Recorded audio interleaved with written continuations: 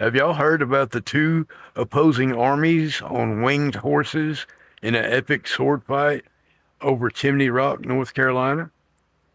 I'm talking about the Chimney Rock Apparitions.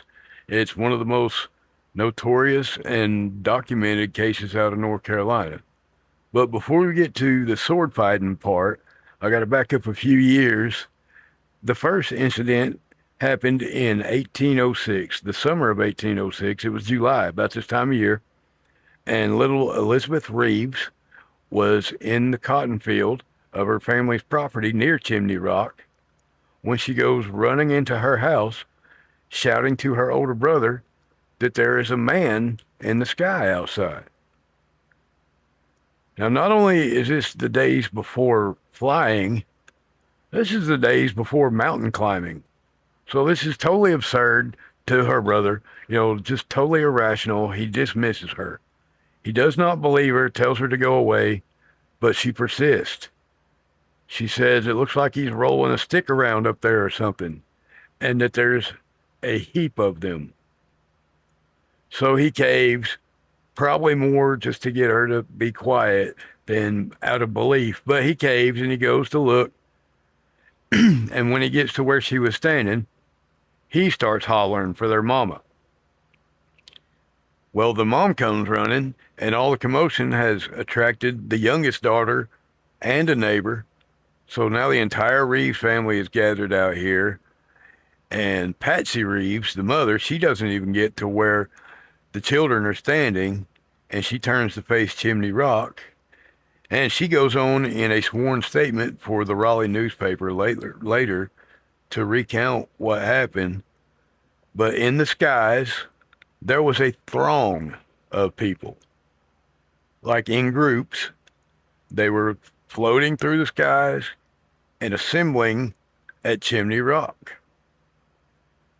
Now, she says they looked human, but there was no distinguishable features. Not very distinguished, like you couldn't tell gender or anything. But they ranged in size from infant size all the way up to a full grown man size. Now, she did say that there were more of the smaller ones than there were the taller ones, but also that these humanoid beings were dressed in brilliant white clothing. Like that shined, basically. It said that it shined.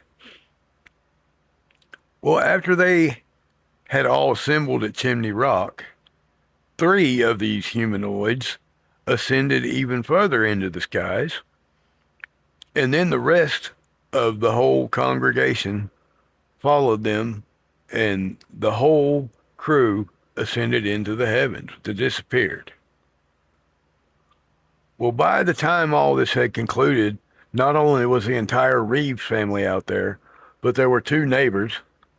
One of them was Robert Searcy, who went on to give his own sworn corroborating testimony in the paper. And not only was it picked up in the Raleigh paper that year, it was also published in a book. But now, fast forward 5 years to 1811, the summer of 1811. Now, over the course of several nights, multiple people from all different locations in the nearby area surrounding Chimney Rock report the soldiers that I talked about in the very beginning of this video. There were two cavalries on winged horses, and for multiple days in a row, multiple evenings actually, they were sighted by multiple people, but they were just circling each other in the skies. Like these two armies with swords and winged horses circling each other for like 2 or 3 nights in a row. Well, then, on the final night, there was a mighty battle, like an epic, mighty battle between the two forces. The people that reported it said you could even hear the clanging of metal when the swords were clashing against each other, and you heard the cries of battle. So it was very real, very visceral.